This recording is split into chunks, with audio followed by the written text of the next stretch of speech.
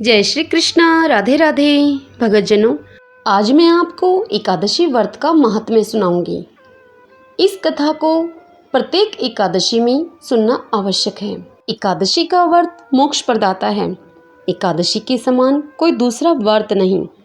व्रत करने वाले को चाहिए कि प्रातःकाल उठकर भगवान का पूजन करे और पुराणों की कथा सुने और रात्रि को जागरण करे।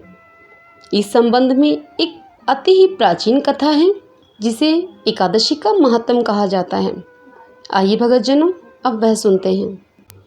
सूत जी बोले कि हे मुनियों, यह तो मैंने दीपदान का महात्म्य कहा, अब आप एकादशी व्रत का महात्म्य सुनिए। एकादशी का व्रत मोक्ष प्रदाता है।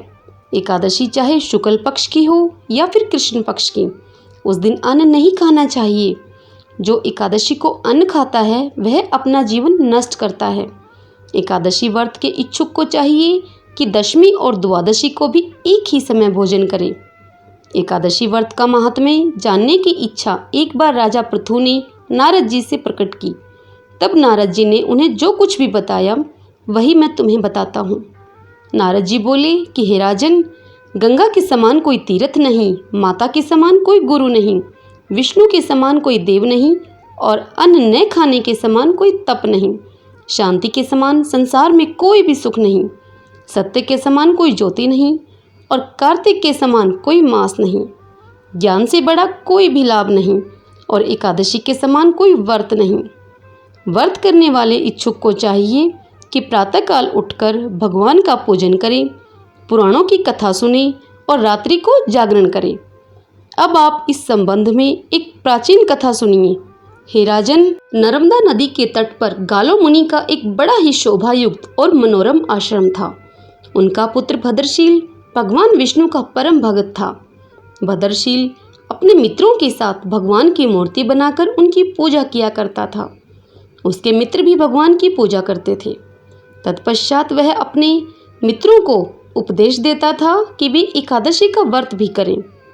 अपने पुत्र के उस चरित्र को देखकर एक बार गालो मुनि ने उससे स्नेहपूर्वक पूछा कि हे पुत्र, तुम हर समय भगवान विष्णु की पूजा अर्चना में लगे रहते हो तथा दूसरों को भी प्रेरित करते हो। यह उपदेश तुम्हें किसने दिया? यह सुनकर भद्रशील ने अपने पिता को नमन किया और श्रद्धायुक्त होकर कहा कि हे पिताश्री, मैं आपको अपने पूर्व जन्म का वृत्तांत बताता हूँ। पूर्व जन्म में मैं चंद्रवंश में धर्मकीर्ति नामक एक राजा था। मैंने दत्तात्रेय जी से शिक्षा ली थी। उस जन्म में मैंने 1000 वर्षों तक शासन किया, किंतु जीवन के उत्तरार्ध में दुर्भाग्यवश मैं बुरी संगत में पड़ गया। वेद मार्ग को छोड़कर मैं पाखंड के मार्ग पर चल पड़ा। मेरा आचरण बिगड़ा तो मेरी प्रजा का आचरण बिगड़ते भी देर नहीं लगी। एक दिन मैं शिकार खेलने के लिए वन में गया। उस दिन मैं भूखा प्यासा रहा। घूमते घूमते मैं नर्मदा नदी के तट पर जा पहुंचा। संयोगवश उस दिन एकादशी की तिथि थी। वहाँ अनेक वैष्णव भगत भगवान का कीर्तन कर रहे थे। मैं रात भर भूखा प्यासा वहीं पड़ा रहा और कीर्तन सुनता रहा, क्योंकि भूख के कारण तो मुझे नींद नहीं आ रही थी। प्रातः होने पर इधर उनका कीर्तन समाप्त हुआ और उधर मेरे प्राण निकल गए। तत्पश्चात यमदूत मुझे लेकर चित्रगुप्त जी के पास जा पहुँचे। चित्रगुप्त ने कहा कि मैंने बहुत पाप किए हैं, किंतु एकादशी व्रत के बाद चूंकि मेरे प्राण निकले, इस कारण मैं सभी पापों से मुक्त हो गया हूँ।